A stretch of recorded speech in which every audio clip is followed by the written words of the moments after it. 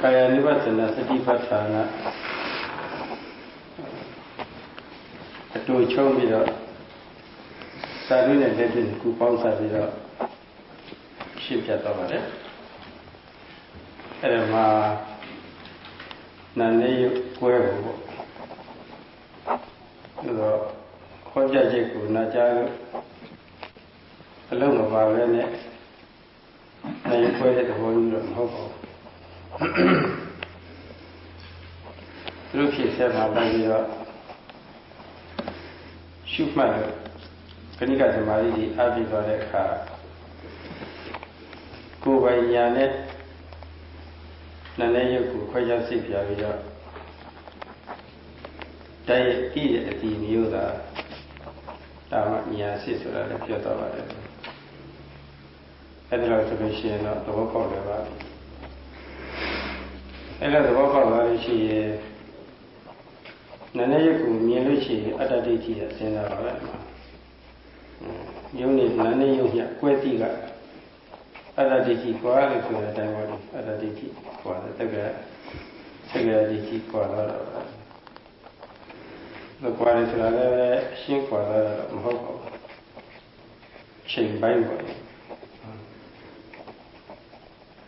Pianam Shi Qualuara, Ugadanayani. Each is a body Kajama Yaramshi Pa Nayoko Nayomi never knew a good Tatava at the Jamima to get Nino at the Shiva.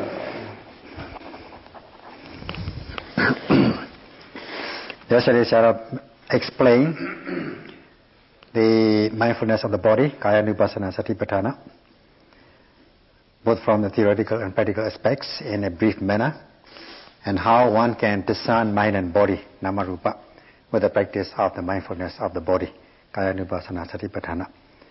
But this discernment of the mind and body process is not by just listening to the talk without any experience.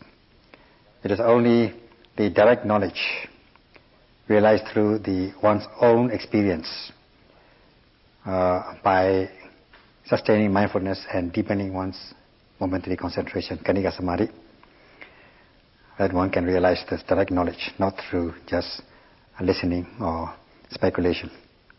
And such direct knowledge is a real knowledge.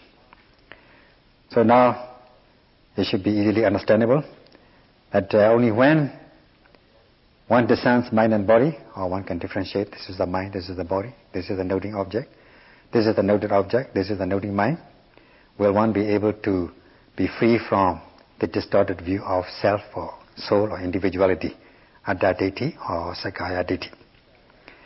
But this overcoming or freedom from this distorted view is not total freedom. It is only part-time or temporary during the practice of this meditation. Only when you are able to progress from the basics through the different levels of insight knowledge to fulfillment will you be able to overcome this Atta Ditti, or free from this distorted view of individuality to the point of no return. Then one will see just mind and body as mind and body, Namarupa as Namarupa, and not as person, being, individual, man, woman, and so on.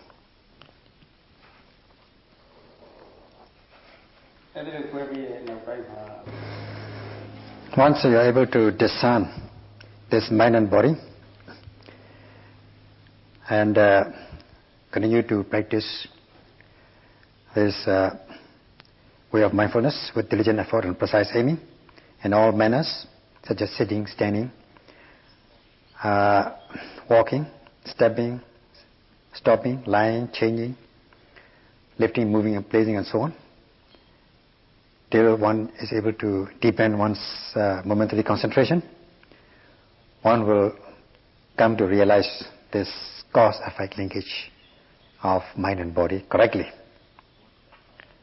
This is one step further than the discernment of mind and body. How mind causes body, how mind causes mind, how body causes mind, and how body causes body. How relevant, due to relevant cause, there arises the relevant effect. Thus, one will come to be able to experience this cause-effect linkage with one's own personal experience. As the maximum goes, only when you continue to practice will you see the cause-effect relationship clearly. So on top of the discernment of mind and body, you are able to realize this cause-effect linkage, or cause and condition, or the discernment of conditions.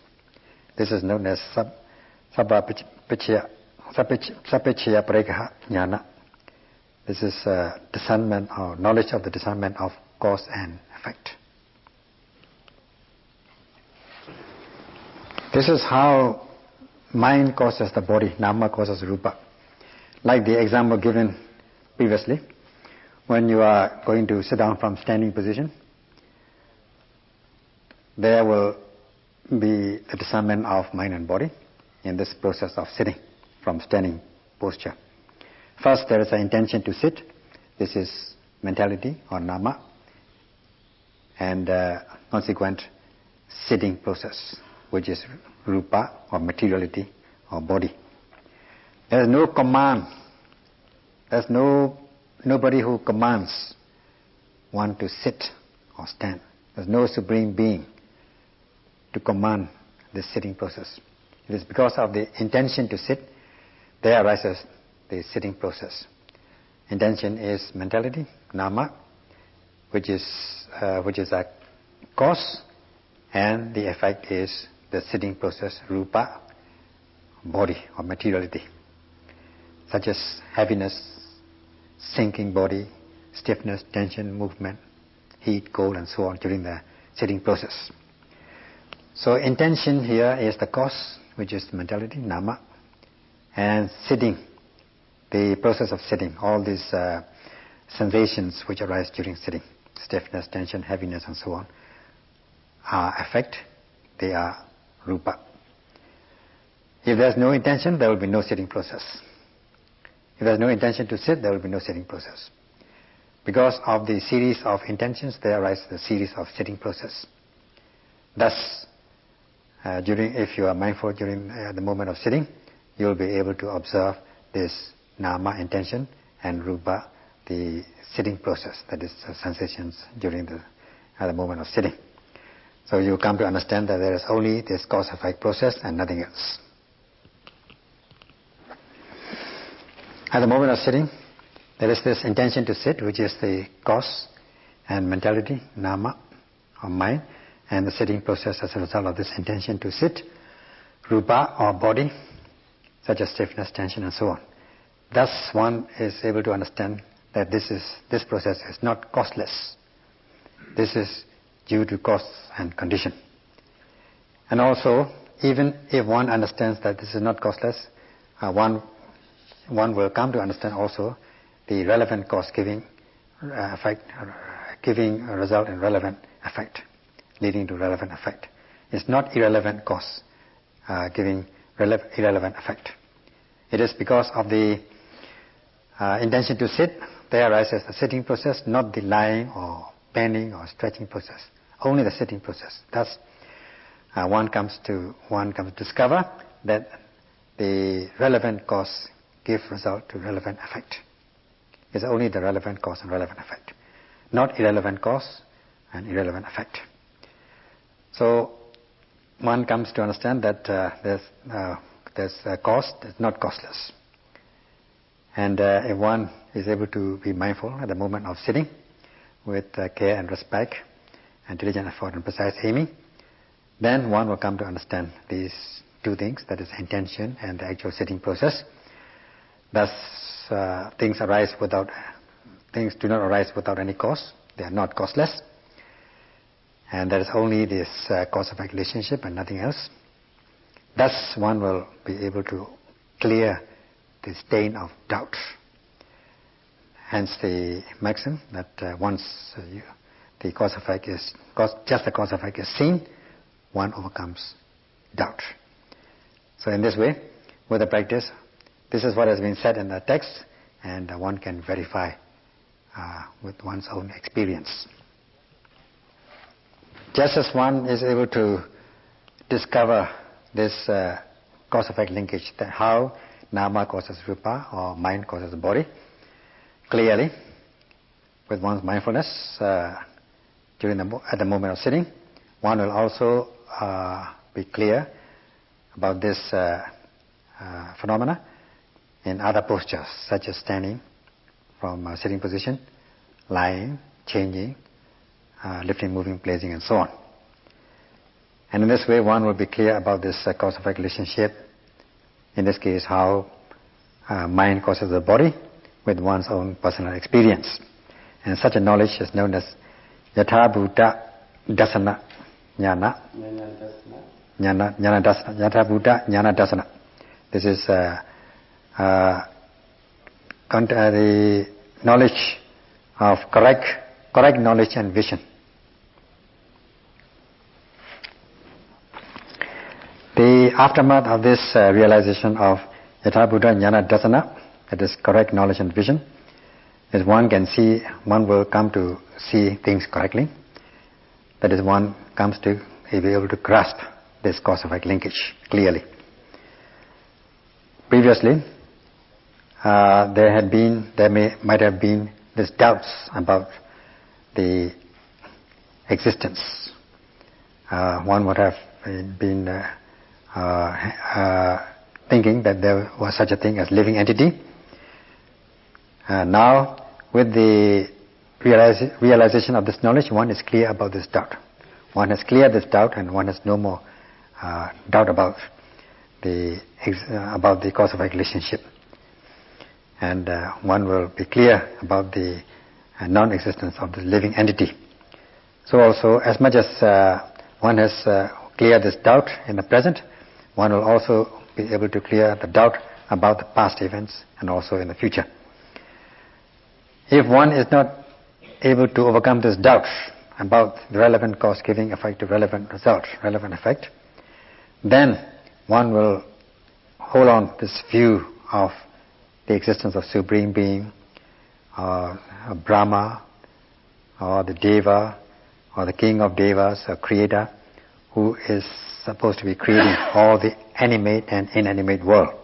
Now, with the realization of this knowledge, correct knowledge and vision, such views are said to be removed. How this mind causes body, nama causes rupa,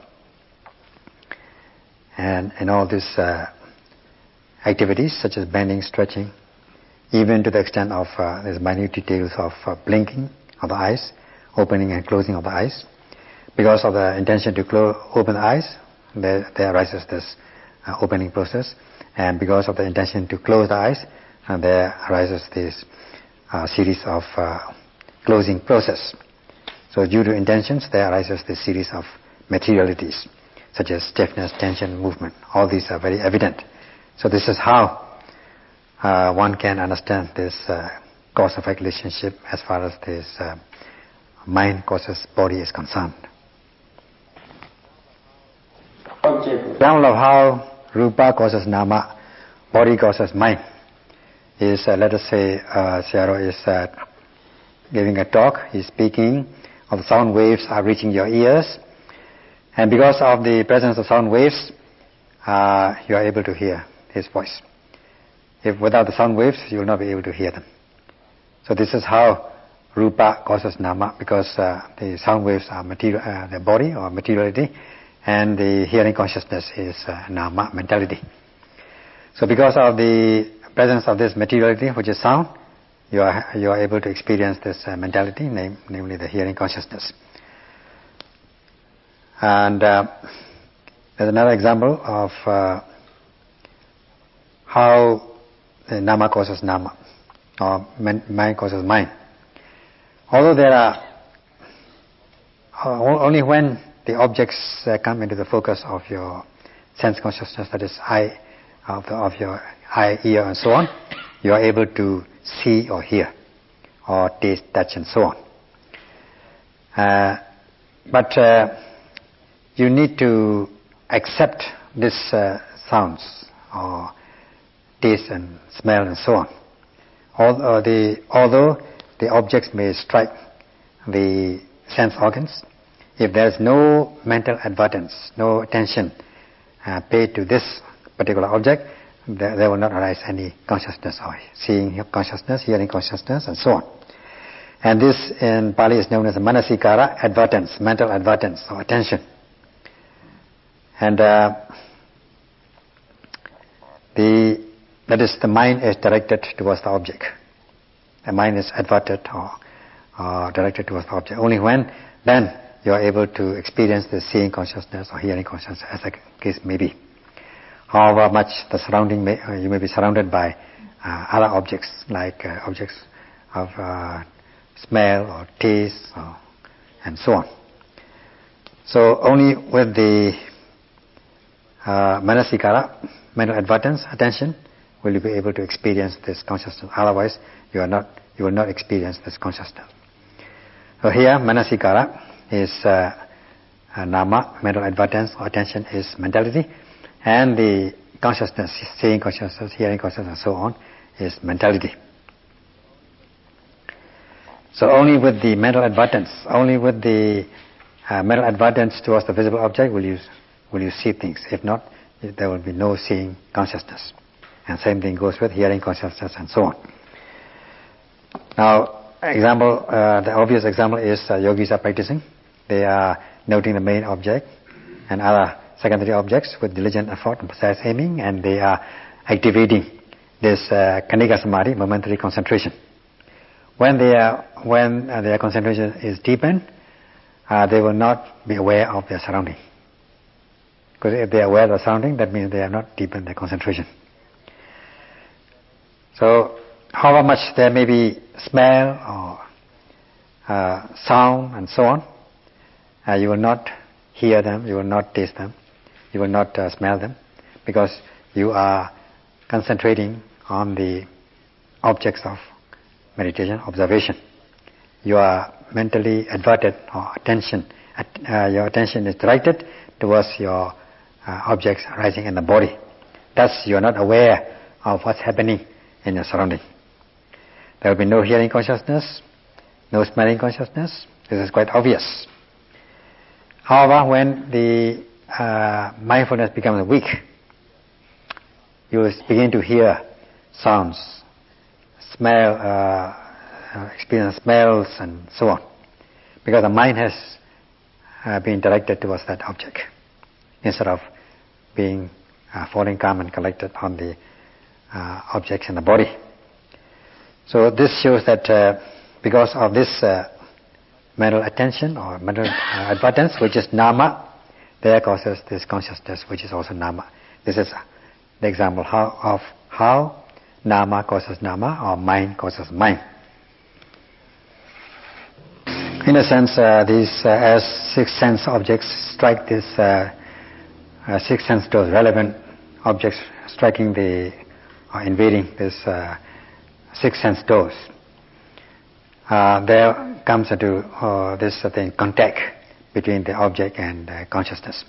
This in Pali is known as phassa, which is mentality, nama.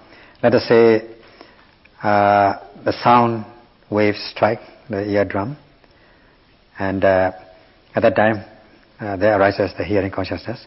So the contact of the three are the object and the mind. Here the object, materiality, is the ear and the sound, and the mind is the hearing consciousness. When these two things come into contact, this is phassa and this is mentality, nama or mind.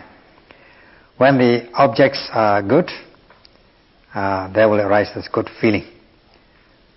When there's a sweet sound, sweet voice, then it will be nice to hear.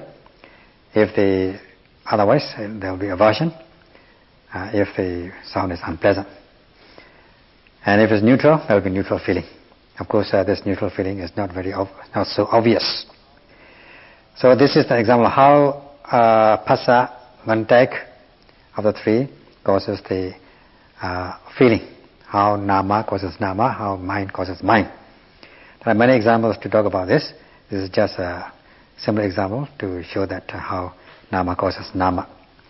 So when yogis are able to be mindful at the moment of hearing, seeing, tasting, touching and so on, they will come to understand that good context leads to good feeling. This is how nama causes nama, mind causes mind. Causes nama or body causes the mind. Let us say yogis are noting the main objects of rising and falling in their practice with diligent effort, and when the mindfulness is very strong, they are able to follow this rising and falling of the abdomen. But time will come when the falling, say, fades away, and you are not able to note this falling because it has faded and becomes very subtle and gentle. Thus, you can see how one can only note this falling process when there is a falling takes place. If there is no falling, if the falling has disappeared, then there cannot be any noting mind, noting consciousness about this falling. So this is how this falling process is rupa, the body, and the noting mind or noting consciousness is nama, mentality.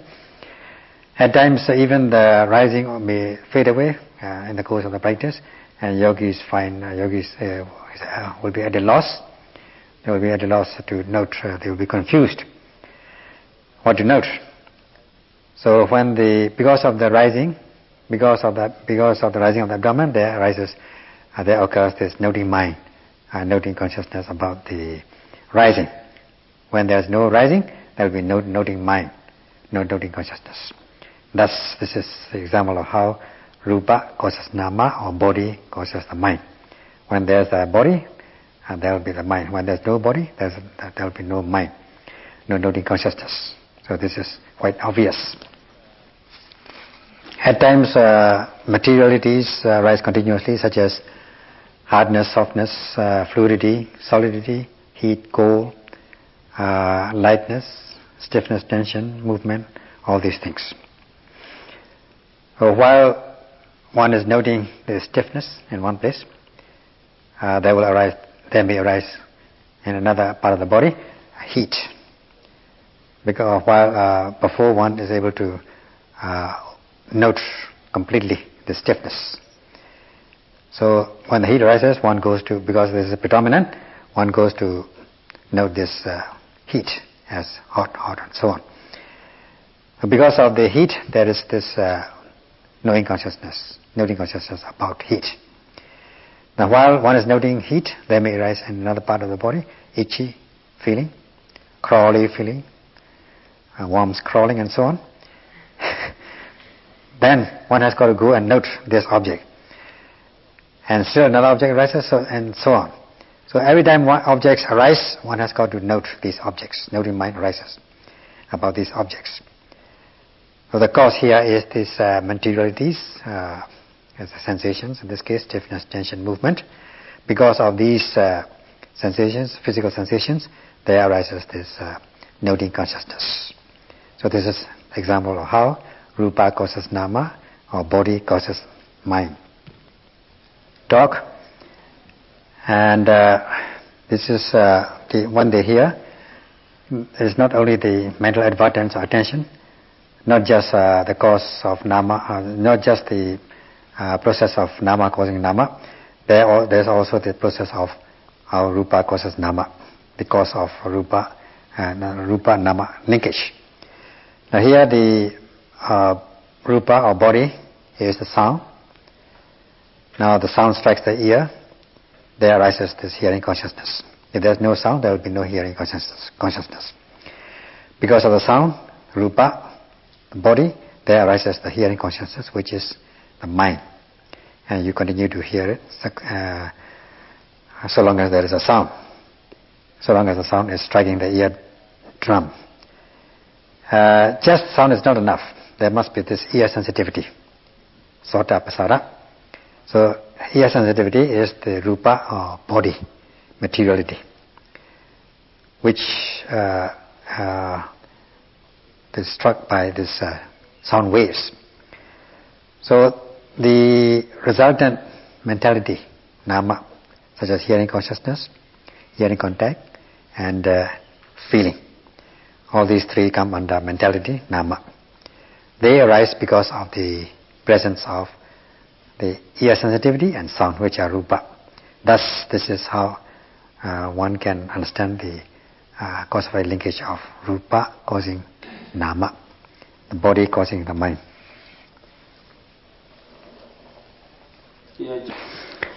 At the moment of hearing, there is this cause effect relationship, that is, rupa causes nama, body causes the mind. In this also, only relevant cause give rise to relevant effect, not irrelevant cause giving rise to irrelevant effect. If there is no sound or ear, there will not arise any hearing consciousness. No supreme being, no Brahma, no Deva, no king of Devas can cause you to hear if there is no relevant cause, and there will be no relevant effect. If there is no relevant cause, there will be no relevant effect. And also when the conditions are fulfilled, that is, when there is the sound and the ear, then when these conditions are fulfilled, no amount of supreme being, hundreds or thousands of supreme beings can come and hinder this phenomena, this process, not to hear or see or so on. So this is how relevant cause give rise to relevant effect. And if there is no relevant cause, there will be no relevant effect. No supreme being can come and command that this should happen or so and so should happen. And no supreme being can come and hinder this process, so long as there are these conditions fulfilled. Thus one will be clear about this cause-effect linkage.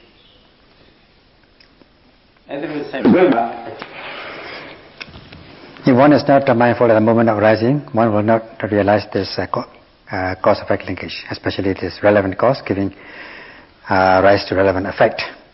And thus one will not know correctly. That is Yatha Buddha Jnana Dasana. One will not realize this correct knowledge and vision. Thus there will be the skeptical doubt, indecisiveness. In Pali it is known as samsaya. One will become doubtful. One will have a distorted consciousness because one is indecisive. One's consciousness will be distorted. There will be wrong decision, and this in Pali is known as samoha, intense bewilderment, intense confusion, because one is not able to penetrate the true nature of realities, and this leads to distorted consciousness and distorted wrong decision. And thus one may hold the view of causelessness. There's no cause view, that there is no cause, they just happen accidentally, that sort of thing. And because one does not understand that real cause, relevant cause giving rise to relevant effect, one will have wrongful thoughts, wrongful consciousness, and a wrongful decision. And one will hold the view that these are created by these Brahmas, Devas, or King of Devas, or Supreme Being, and so on. And such inclination is known as abhinivesa. And when this means inclination, and when these two are combined together, samoha and abhinivesa becomes samoha abhinivesa. This is inclination towards intense bewilderment or confusion. Now, because one is clear about the cause and effect, this intense inclination is said to be removed. So this is how the rupa causes nama, body causes the mind. Now we come to another example, how body causes a body, rupa causes rupa. Let us take this weather as an example. When there's how weather affects the body. The body feels hot or cold, depending on the weather. When the weather is cold, there's a change in the body, and one feels very cold, and one has got to wear warm clothes. So this is the effect, changes in the body. This is how rupa causes rupa, body causes body. When the weather becomes warm, one feels comfortable. This also is a change in the body. And when it becomes really hot, one will feel the heat in the body. There will be sweat and tiredness. All these things are materialities. So this is how this weather, which is the body or materiality, causes another materiality, namely heat, cold, and warmth, and tiredness, and sweat, and so on in the body. Another example to show how rupa causes rupa, or body causes body, is when you take food. The food can affect the body. Without the food, one feels weak. And this is how rupa causes rupa, body causes the body. And when one takes the meal, one feels fresh and strong and healthy. This is the materialities. This is the effect of the body. So this is how, with the food, one can understand the cause-effect linkage of body causing body. Now,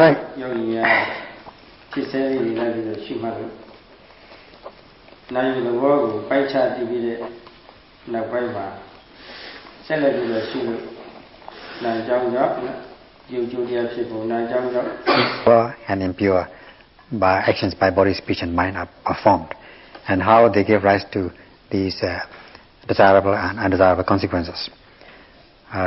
This will be dealt with in the future lectures, and may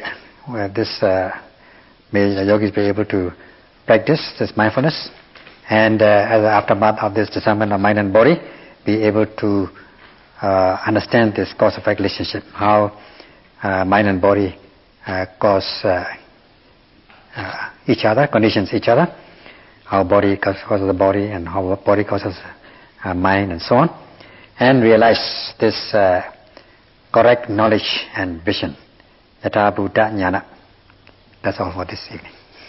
Sadhu, sadhu, sadhu.